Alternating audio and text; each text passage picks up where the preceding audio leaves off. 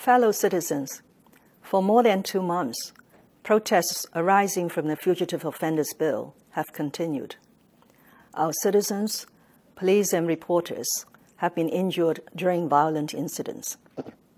There have been chaotic scenes at the airport and MTR stations. Roads and tunnels have been suddenly blocked, causing delay and inconvenience to daily life. Visitors wonder whether our city is still a safe place for travel or business. Families and friends have been under stress, and arguments have flared. We have also seen abuse and bullying in some schools and on the internet. For many people, Hong Kong has become an unfamiliar place. Incidents over these past 2 months have shocked and saddened Hong Kong people.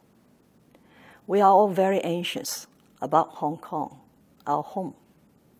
We all hope to find a way out of the current impasse and unsettling times. Of the 5 demands raised by the public, we have in fact responded on various occasions. First, on withdrawing the bill.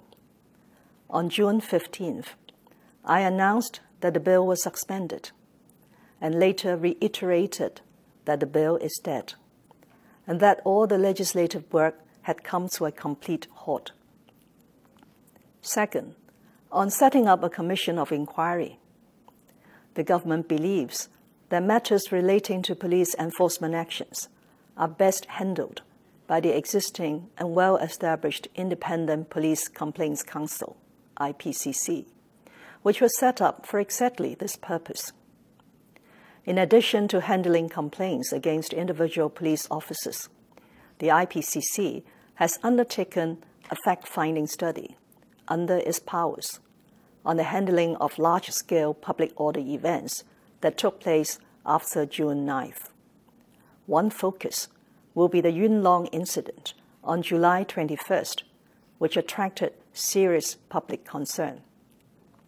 The study aims to ascertain the facts, to assess the police handling of protests, and to make recommendations to the government.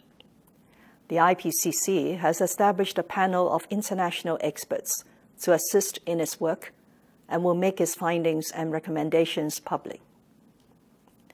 Third, on the matter of the protest being a riot, we have explained that in fact there is no legal effect on how such incidents are described or categorized. The Department of Justice has assured the public that each and every prosecution decision is based on the evidence collected and is in strict accordance with the relevant law and the prosecution code. Fourth, on dropping charges against protesters and rioters and shelving prosecutions. I have explained that this is contrary to the rule of law and is not acceptable. It also goes against the basic law, which states that criminal prosecutions must be handled by the Department of Justice, free from any interference. Fifth, on implementing universal suffrage. Indeed, this is the ultimate aim laid down in the basic law.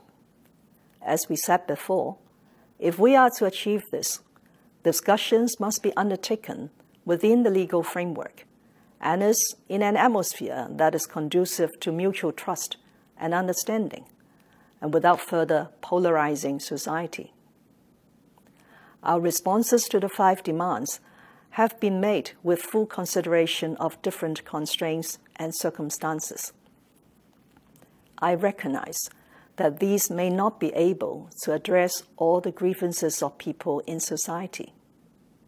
However, should we all think deeply whether escalating violence and disturbances is the answer, or whether it is better to sit down to find a way out through dialogue? Many would say that we need a common basis to start such a dialogue, and that this has to start with the Chief Executive. I now present 4 actions to initiate this dialogue. First, the government will formally withdraw the bill in order to fully allay public concerns. The Secretary for Security will move a motion according to the rules of procedure when the Legislative Council resumes. Second, we will fully support the work of the IPCC. In addition to the overseas experts, I have appointed 2 new members to the IPCC, namely Mrs. Helen Yu and Senior Counsel Mr. Paul Lam. I pledge that the government will seriously follow up the recommendations made in the IPCC's report. Third, from this month, I and my principal officials will reach out to the community to start a direct dialogue. People from all walks of life, with different stances and backgrounds, are invited to share their views and air their grievances. We must find ways to address the discontent in society and to look for solutions. Fourth, I will invite community leaders, professionals, and academics to independently examine and review society's deep-seated problems and to advise the government on finding solutions. After more than 2 months of social unrest, it is obvious to many that discontentment extends far beyond the bill. It covers political, economic, and social issues, including the oft-mentioned problems relating to housing and land supply, income distribution, social justice and mobility, and opportunities for our young people, as well as how the public could be fully engaged in government's decision-making. We can discuss all these issues in our new dialogue platform. Fellow citizens, lingering violence is damaging the very foundations of our society, especially the rule of law. Some people, though not many, attacked the central government's office in Hong Kong and vandalized the national flag and national emblem. This is a direct challenge to one country, 2 systems. Both have put Hong Kong in a highly vulnerable and dangerous situation. Irrespective of our grievances or the depth of discontentment towards the government, we cannot agree or accept that violence is a solution to our problems.